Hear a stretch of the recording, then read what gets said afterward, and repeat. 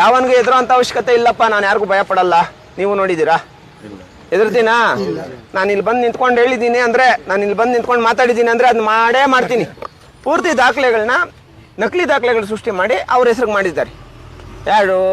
ರಮೇಶ್ ಬಾಬು, ಮತ್ತೆ ಇವರು ಸುರೇಶ್ ರೆಡ್ಡಿ, ಮತ್ತೆ ಇವರು ಜೋನಶಾ ಪ್ರಾಜೆಕ್ಟ್ ಅವರು ನಾಗರಾಜ್ ರೆಡ್ಡಿ, ಇವರೆಲ್ಲ ಸೇರಿ, ನಾಗರಾಜ್ ರೆಡ್ಡಿ ಇವರೆಲ್ಲ, ಚಿತ್ರ ಸುರೇಶ್ ರೆಡ್ಡಿ ಇವರೆಲ್ಲ ಏನ್ ಮಾಡ್ತಾರೆ, ನಾವು ಈಗಾಗಲೇ ಬೇಕಾದಷ್ಟು ಕ್ರೈಮ್ ಮಾಡಿದೀವಿ, ಅದೆಲ್ಲ ಮಾಡಿದವ್ರು ನಿಮ್ಮನ್ನ ಮಳಗ್ತೀವ, ನಿಮ್ಮನ್ನು ಸಾಯಿಸಾಕ್ತಿವಿ, ಹಂಗೆ ಹಿಂಗೆ ಅಂತ ಹೇಳ್ಬಿಟ್ಟು ಪಾಪ ಇವ್ರ ಪೂರ್ವಿಕರಿಗೆ ಬೆದರಿಕೆಗಳು ಹಾಕಿರೋದು.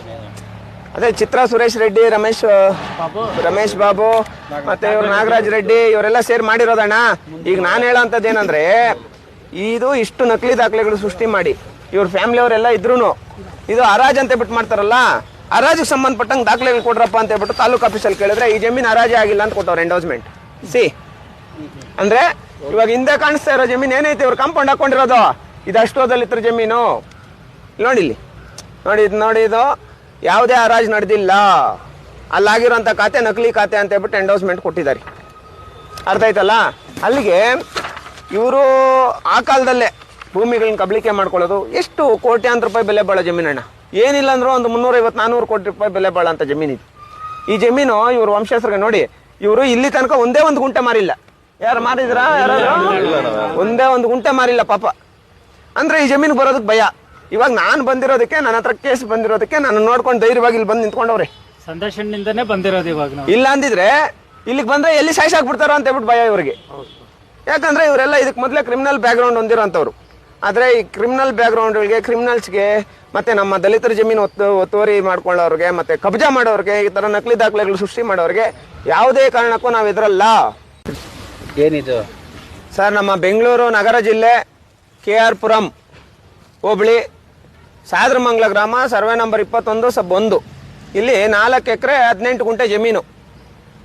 ಬುರ್ರೋಡ ಅನ್ನೋರಿಗೆ ILLರು, ಪ್ರಿಮಿನರು ಮತ್ತೆ ಬೇರೆ ಎಲ್ಲ ದಾಖಲೆಗಳಲ್ಲಿ, ಅಂದ್ರೆ ಹಿಡುವಳಿ ಲ್ಯಾಂಡ್ ಇದು, ಎಲ್ಲ ದಾಖಲೆಗಳಲ್ಲಿನೂ ಸುಮಾರು 4 ಎಕರೆ ವೆಂಕಬಿನ್ ಬುರ್ರೋಡ ಇವ್ರಿಗೆ 4 ಎಕರೆ ಜಮೀನು ಸರ್ಕಾರದಿಂದ ಅಲ್ಲ, ಮತ್ತೆ ಇವ್ರು ILL ಪ್ರೀಮಿಯರ್ ಎಲ್ಲ ಸರ್ಕಾರಕ್ಕೆ ಆಗ್ಲೇ ಆ ಕಾಲದಲ್ಲೇ ಟ್ಯಾಕ್ಸ್ ಎಲ್ಲ ಕಟ್ಕೊಂಡು ಈ ಜಾಗದಲ್ಲಿ ಇರ್ತಾರೆ.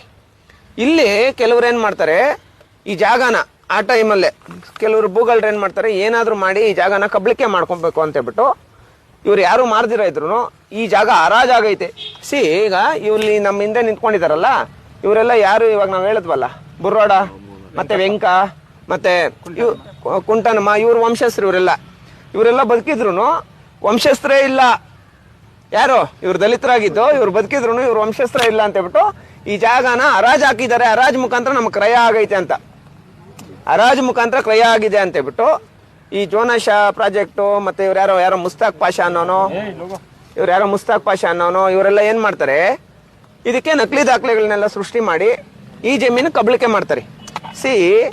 ಆ ಟೈಮಲ್ಲೇ ಇಲ್ಲಿರೋಂಥ ದಲಿತರು ಏನ್ ಮಾಡ್ತಾರೆ ಗೊತ್ತಾ, ಆ ಟೈಮಲ್ಲೇ ಇವ್ರ ವಿಚಾರವಾಗಿ ಒಂದು ವಾಯ್ಸ್ ಮಾಡ್ಬೇಕು ಅಂತ ಹೇಳ್ಬಿಟ್ಟು, ನೋಡಿ ಇವರು ತಂದೆ, ಇವ್ರ ತಾತ, ಇವರು ನೋಡಿ ಇಲ್ಲಿದಾರಲ್ಲ, ಇವ್ರ ತಾತ ಇವರೆಲ್ಲ ವಾಯ್ಸ್ ಮಾಡ್ಬೇಕು ಅಂತ ಹೇಳ್ಬಿಟ್ಟು ಹೋಗ್ತಾರೆ. ಆದ್ರೆ ಅವ್ರಿಗೇನ್ ಮಾಡ್ತಾರೆ ಗೊತ್ತಾ, ಈ ವ್ಯಕ್ತಿ ಯಾರು ನಕಲಿ ದಾಖಲೆಗಳು ಸೃಷ್ಟಿ ಮಾಡ್ಕೊಂಡು ಯಾರೋ ಮುಸ್ಲಿಂ ಹೆಸರು ತೋರಿಸಿ ಹರಾಜ್ ತೋರಿಸಿದ್ದಾರೆ, ಹಿಂಗೆಲ್ಲ ಇದು ಮಾಡಿರೋಂಥ ವ್ಯಕ್ತಿ ಈ ಹಿಂದೆ ಹಲವಾರು ಕ್ರಿಮಿನಲ್ ಬ್ಯಾಕ್ಗ್ರೌಂಡ್ ಹೊಂದ್ಕೊಂಡಿದ್ದು. ಆ ಟೈಮಲ್ಲೇ ಇವ್ರನ್ನ ಕೊಲೆ ಮಾಡ್ತೀವಿ ಹಂಗೆ ಹಿಂಗೆ ಅಂತ ಹೇಳ್ಬಿಟ್ಟು ಇಲ್ಲಿ ಹಿಂದೆ ಕಾಣಿಸ್ತಾ ಇರೋ ಜಾಗಕ್ಕೆಲ್ಲ ನೀಟಾಗಿ ಕಾಂಪೌಂಡ್ ಆಗ್ತದೆ.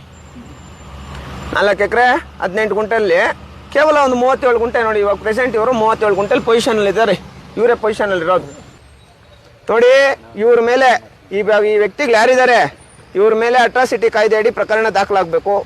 ಈ ಜಮೀನು ಕೇವಲ ಒಂದೇ ಒಂದು ತಿಂಗಳಲ್ಲಿ ಅವ್ರಿಗಾಗಿರೋಂಥ ನಕಲಿ ದಾಖಲೆಗಳನ್ನ ವಜಾ ಮಾಡಿ ಒಂದೇ ಒಂದು ತಿಂಗಳಲ್ಲಿ ಇವ್ರ ಜಮೀನು ಇವ್ರಿಗೆ ಉಳಿಸ್ಕೊಡ್ಬೇಕು ಅಂತ ಹೇಳ್ಬಿಟ್ಟು ಈಗಾಗಲೇ ಜಿಲ್ಲಾಧಿಕಾರಿಗಳಿಗೆ ಮನವಿ ಕೊಟ್ಟಿದ್ದೀವಿ. ದಯವಿಟ್ಟು ನಾನು ಮಾಧ್ಯಮ ಮಿತ್ರರಲ್ಲಿ ಮನವಿ ಮಾಡ್ಕೊಳ್ಳೋದೇನೆಂದ್ರೆ, ಇವರು ಮಾರಿರೋ ಜಮೀನುಗಳಿಗೆ ಬೇಕಾದ್ರೆ ಕೋರ್ಟಲ್ಲಿ ಅದೇನಾಯ್ತೋ ಮಾಡಲಿ. ಮಾರದೇ ಇರೋ ಈ ಥರ ಡೂಪ್ಲಿಕೇಟ್ ಸರ್ಟಿಫಿಕೇಟ್ಗಳು ಸೃಷ್ಟಿ ಮಾಡಿಕೊಂಡು ಮಾರದೇ ಇರೋ ಜಮೀನುಗಳನ್ನ ಅಂಥ ವ್ಯಕ್ತಿಗಳ ಮೇಲೆ ಕೂಡಲೇ ಕ್ರಮ ಕೈಗೊಳ್ಬೇಕು. ಯಾಕಂದರೆ ಜಮೀನೇ ನಂಬ್ಕೊಂಡು ಜೀವನ ಮಾಡ್ತಾ ಇರೋದಣ್ಣ. 1 ಎಕರೆ ಜಮೀನೇನ ಉಳ್ಕೊಂಡ್ರೆ ಇವ್ರ ಮಕ್ಕಳು, ಇವ್ರ ಮೊಮ್ಮಕ್ಕಳು, ಅವ್ರ ಮಕ್ಕಳು ಎಲ್ಲ ಜೀವನ ಮಾಡ್ತಾರೆ. ಆದರೆ ಇಲ್ಲಿ ಇಷ್ಟೊಂದು ನಕಲಿ ದಾಖಲೆಗಳು ಸೃಷ್ಟಿ ಮಾಡಿ ಹಿಂಗೆಲ್ಲ ಮಾಡಿ ಇವರು ಇಡೀ ಫ್ಯಾಮ್ಲಿನ ಇವತ್ತು ಬೀದಿ ತಂದು ಇಡೋಂಥ ಕೆಲಸ ಮಾಡಿದ್ದಾರೆ ಈ ಭೂಗಳ್ರು.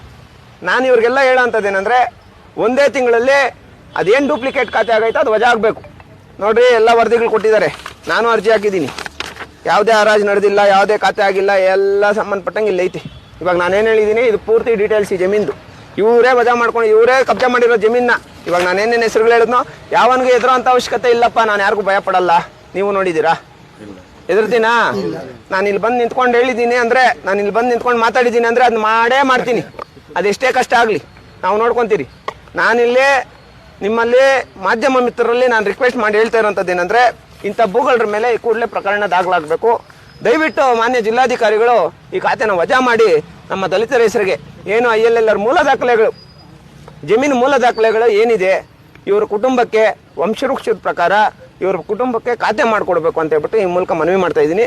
ಅಕಸ್ಮಾತ್ ಮಾಡಿಲ್ಲ ಅಂದಾಗ ಇವ್ರ ಮೇಲೆ ಕ್ರಿಮಿನಲ್ ಪ್ರಕರಣ ದಾಖಲು ಮಾಡಬೇಕು ಅಂತ ಹೇಳ್ಬಿಟ್ಟು, ಮತ್ತೆ ಇವ್ರಿಗೆ ಖಾತೆ ವಜಾ ಮಾಡಿ ದಲಿತರ ಜಮೀನು ಉಳಿಸಬೇಕು ಅಂತ ಹೇಳ್ಬಿಟ್ಟು ಅತಿ ಶೀಘ್ರದಲ್ಲಿ ಬೃಹತ್ ಹೋರಾಟ ಮಾಡ್ತೀವಿ ಸರ್. ನಮ್ಮನ್ನ ಪೂಜೆ ಮಾಡಕ್ಕೂ ಬಿಡಲ್ಲ. ಆಮೇಲೆ ಇನ್ನೊಂದೇನಂದ್ರೆ, ಒಂದ್ ನಿಮಿಷ, ಇದರಲ್ಲಿ ಇನ್ನೊಂದು ಇಂಪಾರ್ಟೆಂಟ್ ಏನಂದ್ರೆ, ಇವ್ರ ಪೂರ್ವಿಕರು ಏನೇನು ಇವಾಗ ತೀರ್ಕೊಂಡಿದ್ದಾರೆ, ಇವಾಗ ಮಂಜೂರಾಗಿರೋ ಜಮೀನು ಏನೇನು ತೀರ್ಕೊಂಡಿದ್ದಾರೆ, ಇವ್ರ ಸಮಾಧಿಗಳು ಇಲ್ಲೇ ಐತೆ ಪಕ್ಕದಲ್ಲಿ.